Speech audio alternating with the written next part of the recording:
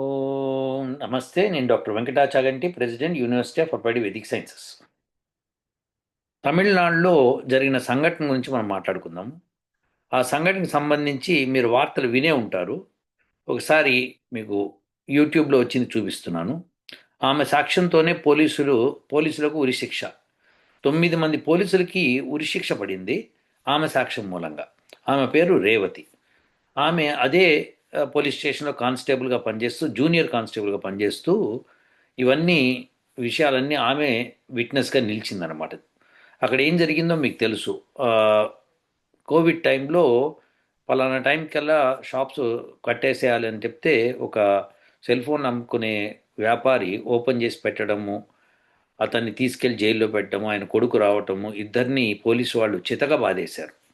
బాధేసి మర్నాడు కల్లా చనిపోయారు వాళ్ళు. వాళ్ళని హాస్పిటల్కి తీసుకెళ్ళడం బతకలేదు. సో ఆ విషయంలో కోర్టు నిన్ననో మొన్ననో ఇచ్చింది తీర్పు. ఆ 9 మందికి ఉరిశిక్ష విధించింది. ఎందుకంటే ఈమె సాక్ష్యంగా నిలబడింది కాబట్టి. వండర్ఫుల్గా నిలబడింది. ఎంత ధైర్యం ఉండాలి ఒక స్త్రీ. తను ఆ సిచ్యువేషన్లో మొత్తం అంతమంది పోలీసులు, ఆఫీసర్లు, రిచ్ పీపుల్ అంతమంది బెదిరిస్తున్న, ప్రాణాలకు ముప్పున్నా కానీ ఆమె మటుకు నిజాయితీగా నిలబడి ఇది జరిగింది అని చెప్పింది. ఆమె మూలంగా వీళ్ళకి 9 మందికి ఉరిశిక్ష పడింది. ఒకళ్ళకి ఏదో రెండేసార్లు కూడా పడినట్టుగా ఏదో చెప్తున్నారు. అంటే రెండేసి ఉరిశిక్షలు అనమాట. సో అది అసలు ఆ కోర్టుకి ఉన్న ధైర్యానికి, ఈ రేవతికి ఉన్న ధైర్యానికి మనం అందరం కూడా నిజంగా తప్పట్లు కొట్టాలండి. ఒక స్త్రీ ఇలా నిలబడింది అనడానికి అసలు ఝాన్సీ లక్ష్మీబాయి తర్వాత ఈమె పేరే చెప్పుకోవాలి నేను. ఎందుకంటే 9 మంది అదే పోలీస్ స్టేషన్లో, మీకు సంగతి తెలుసా? ఆ పోలీస్ స్టేషన్లో పనిచేస్తూ పోలీసులకు వ్యతిరేకంగా చెప్తే మిగతా పోలీస్ స్టేషన్స్ అన్నీ కూడా ఆ వ్యక్తిని వ్యతిరేకించడమే కాదు, ఎప్పుడు ఎలా శిక్షించాలని ఎదురు చూస్తుంటారు.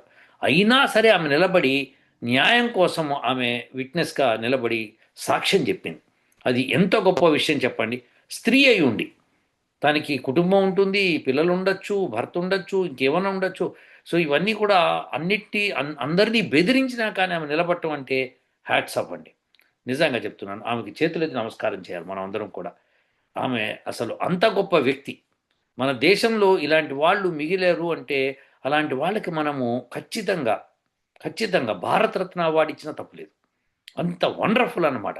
అలా నిలబడడం ఈ వ్యవస్థలో, ఈ పోలీస్ వ్యవస్థలో, ఏది మన భారతదేశంలో పోలీస్ వ్యవస్థ. మీకు తెలుసు కదా ఎంత అధ్వానంగా ఉంటుందో, ఎంత కీచక పర్వం నడుస్తుందో, ఎంత కౌరవ పర్వం నడుస్తుందో మీకు తెలుసు. అలాంటి చోట్ల కూడా ఆమె నిలబడి తను సాక్ష్యం ఇచ్చింది అంటే అసలు నిజంగా ఎంత అద్భుతం అండి ఆ విషయం. మనం అందరం కూడా ఆమెకి జైజైలు పలకాలి.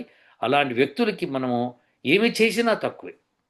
ఎందుకంటే అది మా సరే ఆ పోలీసులు పోయి మళ్ళీ ఆ చిన్న కోర్టు నుంచి హైకోర్టుకి వెళ్తారు. హైకోర్టు నుంచి ఇంక సుప్రీంకోర్టు దాకా వెళ్తారు. వాళ్ళొక దాన్ని ఒక 15-20 ఏళ్ళు నడిపించేస్తారు. వాళ్ళు బతికేస్తారు.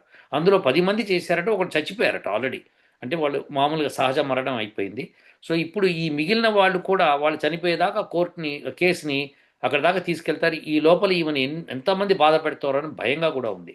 సో మరి మంచి వాళ్ళందరూ కలిసి ఆమెకు ప్రొటెక్షన్ ఇవ్వాలని చెప్పి ఆ తమిళనాడు ప్రజలు నేను కోరుకుంటున్నాను. నాకు ఆ భాష రాదు కాబట్టి నేను మాట్లాడలేను. లేకపోతే ఆ తమిళ్‌లోనే నేను వీడియో చేసేవాడిని.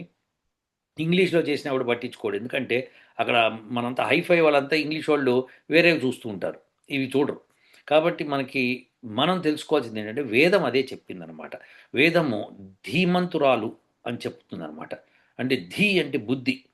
సో బుద్ధి ఎప్పుడూ కూడా ధైర్యాన్నిస్తుంది మనిషికి. బుద్ధే ధైర్యాన్నిస్తుంది. కాబట్టి మీరు కూడా ఆ బుద్ధిని పెంచుకోండి. ధైర్యం పెంచుకోండి.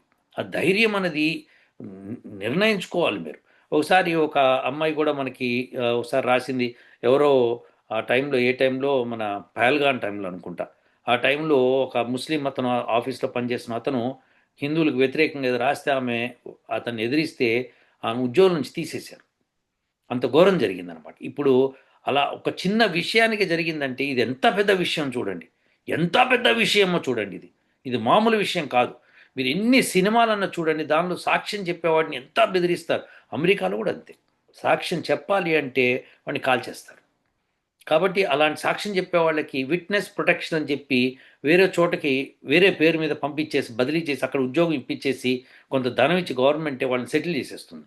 అయినా సరే ఈ దొంగలు వాళ్ళని వెతుక్కుంటూ వెళ్ళి ఎదుర్కొన్న సందర్భాలు ఉన్నాయి. కాబట్టి మనం ఇక్కడ కూడా ఈ అమ్మాయికి విట్నెస్ ప్రొటెక్షన్ ఇచ్చి మంచి ఉద్యోగం ఎక్కడన్నా వేరే చోట ఇచ్చి ప్రొటెక్షన్ ఇవ్వవలసిందిగా గవర్నమెంట్ వాళ్ళు మనం అందరం కోరాలి. లేకపోతే ఈ దుర్మార్గులు వాళ్ళు ఆమెను ఏం చేస్తారో కూడా తెలియదు. ఇది ఇప్పుడు కోవిడ్ జరిగి 6 సంవత్సరాలు అవుతోంది, దాదాపుగా 5-6 సంవత్సరాలు అవుతోంది. ఈ 5 సంవత్సరాల నుంచి కోర్టు కేసు నడిచింది. ఇంతకాలం నడిచింది. ఎంత అన్యాయం జరిగిందండి. తండ్రి కొడుకులు ఇద్దరిని స్టేషన్లో వేసి ఉతికి పారేశారు. ఎంత తప్పండి ఇది. చాలా తప్పు అసలు. కొట్టే హక్కు వాళ్ళకి లేదు. అయినా సరే ఆఫ్టర్ ఆల్ షాప్ మూయలేదు, ఓకే, ఫైన్ వేయాలి. ₹1,00,000 2,00,000 ఫైన్ వేస్తే సరిపోతుంది. దానికేముంది అక్కడ. సో దానికి కొట్టి చంపాల్సిన అవసరం ఏంటి? అది ఎంత దారుణం అండి.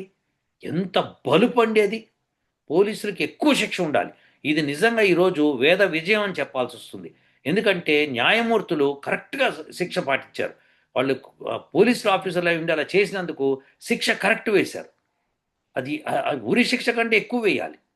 ఎస్, అంటే ఉరి శిక్ష కంటే ఎక్కువ ఎట్లా ఏమేస్తారు? అందుకే 2 సార్లు ఉరి తీయాలని చెప్పారట.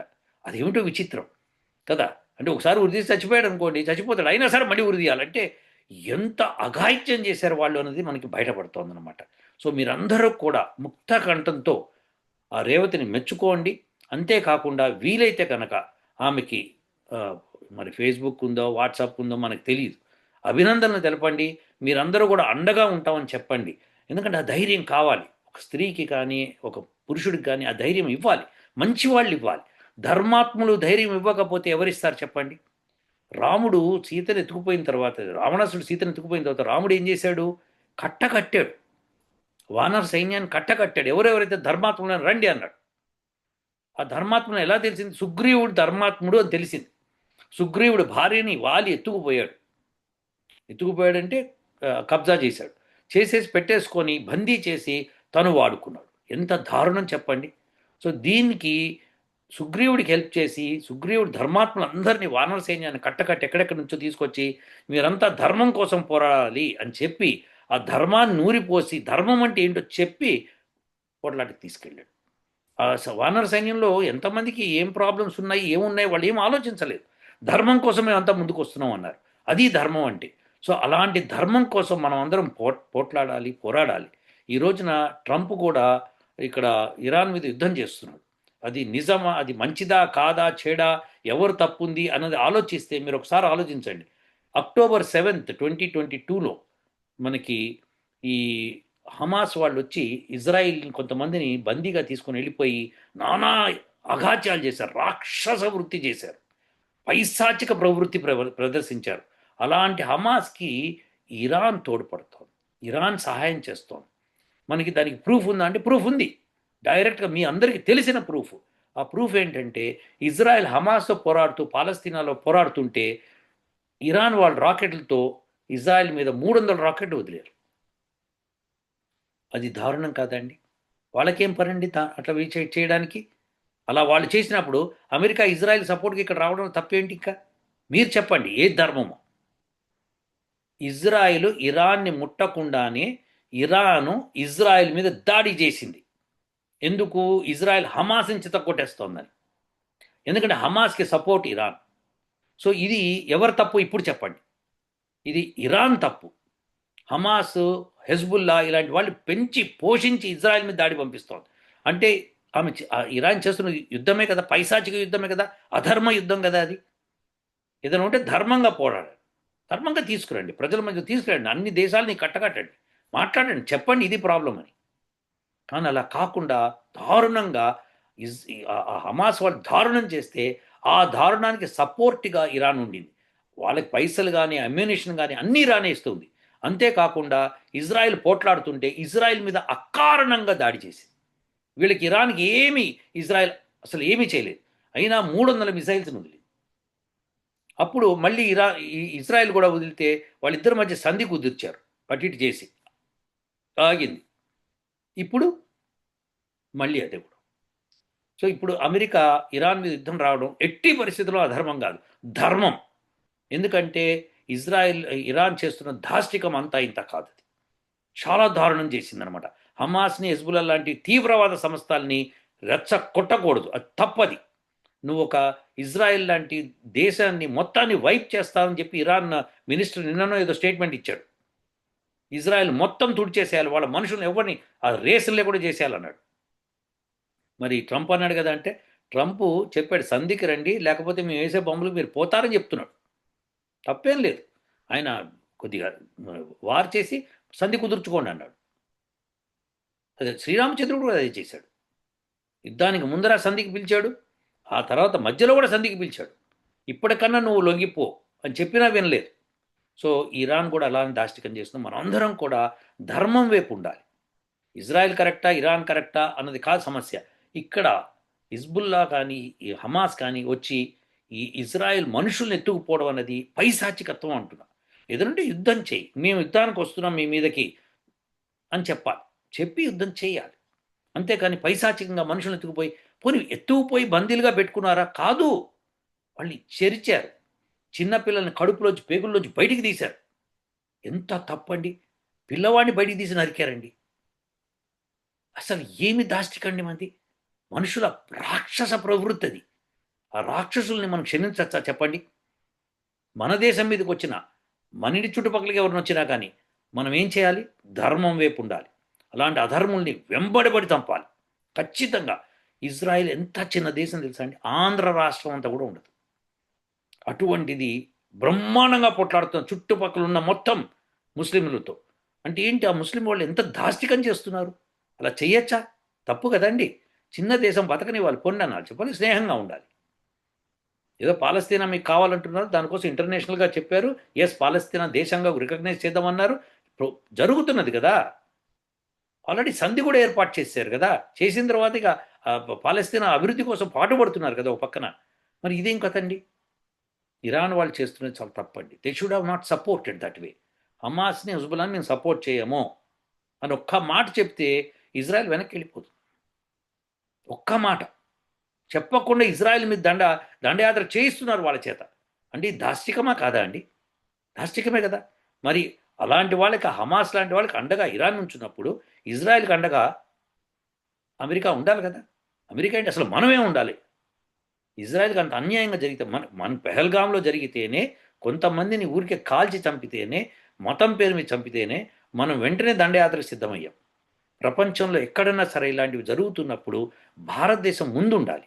చిన్న దేశం ఇజ్రాయెల్, చిన్నదండి.